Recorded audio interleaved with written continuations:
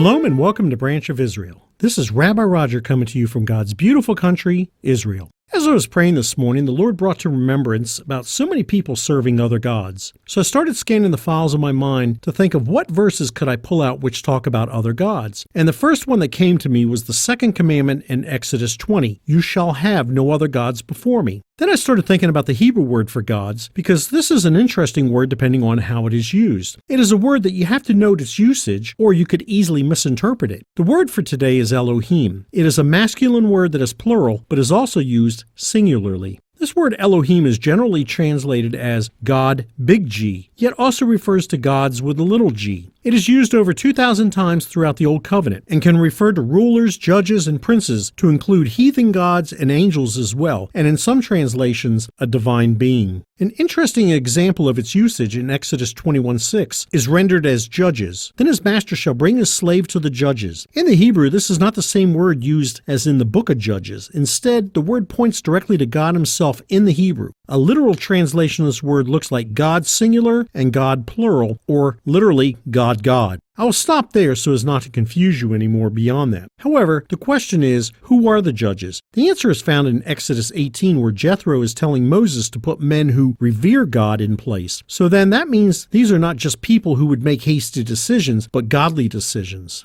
I will step out on a limb a bit with this by saying, and they probably asked God for the answer. If you think about it, at this point they did not have all the answers written down and needed sound advice from somewhere. And what a better place than from God himself. In other words, even though this word judges is not referencing God directly, it still references his authority, power, and characteristics of justice and sovereignty. Now, let us look at another translation of this word found in Psalm 82:6. I said, "You are gods, and all of you are sons of the Most High." Keep in mind that this psalm was written by Asaph, not David or Solomon. Now, I do not know about you, but for me, if I had not read this in John 10 where Jesus spoke about this verse, then I would have thought this guy was off his rocker. Yet according to BibleHub.com, he was a Levite, which means he was of priestly descent. He was also one of the leaders of David's choir and is mentioned along with David as skilled in music and a seer.